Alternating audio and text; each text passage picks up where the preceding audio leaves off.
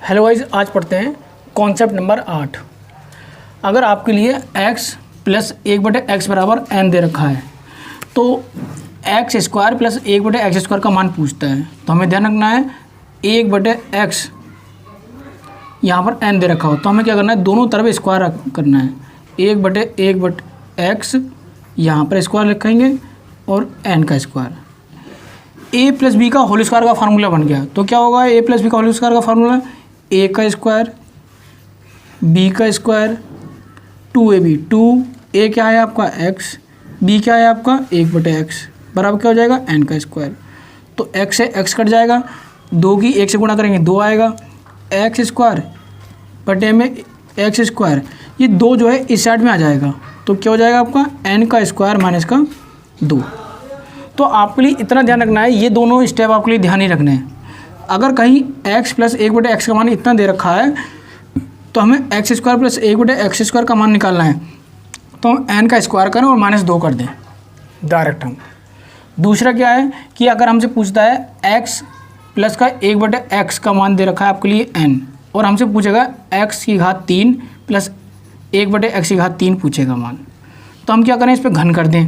फिर क्या हो जाएगा 1/x की घात 3 इधर भी कर दें और n पे घात 3 कर दें। तो ये a प्लस बी का होल क्यू का फॉर्मूला बन गया।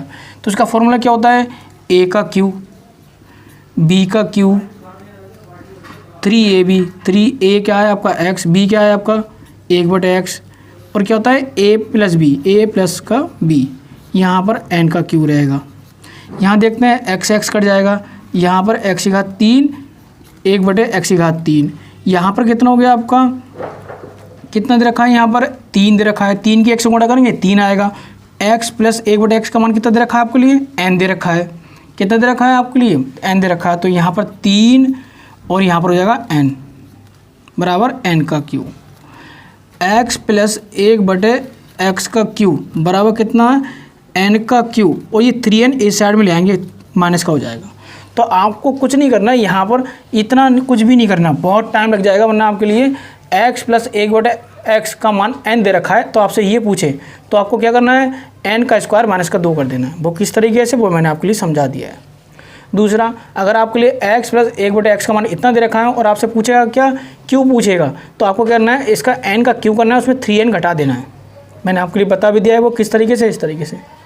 यहाँ पर फॉर्मूला घात 3 लगाएंगे, a प्लस बी का होल क्यू का फॉर्मूला खोलेंगे तो यहाँ पर 3 और x प्लस 1x का मान कितना रखा है n, ये घटा में ले जाएंगे तो इसका मान ये हो जाएगा। सवाल देखते हैं किस तरीके से पूछता है। यहाँ पर देखा है x स्क्वायर माइनस का 4x प्लस का 1, तो क्या करें, इसके लिए पहले थोड़ा सॉल्व कर लेते हैं। तो ये इस तरह से भी दे रखा हो सकता है, x स्क्वायर प्लस का 1 बटे में यहाँ हो जाएगा आपका 4x प्लस का हो जाएगा। ये x दोनों, जब ये x जाएगा तो दोनों के बटे में जाएगा, तो यहाँ पर x जाएगा तो यहाँ पर इस तरह से हो जाएगा, इसके बटे में x हो जाएगा बराबर आपका 4। तो एक x से एक x कट जाएगा, इसका मतलब x और इसके बटे में x, इसका मतलब 4। तो आपके लिए ध्यान रखा, कभी इस तरीके से दे रखा है तो आपके लिए समझ में जाए ये भी इसी का रूप है, x प्लस 1/x बराबर कितना होगा 4। तो आपके लिए फिर ये भी ध्यान रखना है, अगर हमसे पूछे x स्क्वायर प्लस का 1/x स्क्वायर तो कितना हो जाएगा आपका, तो स्क्वायर का मान निकालना हो तो हमें क्या करना होता है, n का स्क्वायर माइनस का 2। तो यहाँ पर 4 का स्क्वायर करें, 4 चौक 16, 16 का 16 में से 2 घटाएंगे कितना आएगा आपका, 16 में 2 घटाएंगे 14। अब हमसे पूछ सकता है, यहाँ पर दूसरा पूछ सकता है, क्यू पूछ सकता है। तो क्यू में क्या करें हम, इसका क्यू में क्या करें, क्यू करें और उसमें से 3n घटा दें। तो हम क्या करें, 4 का क्यू करें, कितना हो जाएगा 64, 64 में से 3n घटा दें तो 64 की 4 की 3 से गुणा करें, 4 3 12, 12 कितना बचेगा आपका 2, 52 बचेगा। तो इसका मान कितना हो जाएगा आपका 52 हो जाएगा। ठीक है, अब सवाल इस तरीके से ही दोनों तरीके से पूछता है। अगर छोटे एग्जाम हो तो इस तरीके से सवाल पूछता है। ये जो है आपका ये कॉन्सेप्ट जो है CGL मेंस में आ चुका है 2017 में, तो इसमें कैसे इस तरीके से सवाल पूछता है। तो आपके लिए ध्यान रखना है, ये क्यू बनना है कि नहीं, इसका यहाँ पर जो संख्या होगी वो क्यू में होगी और इस फॉर्मेट पर सवाल होगा।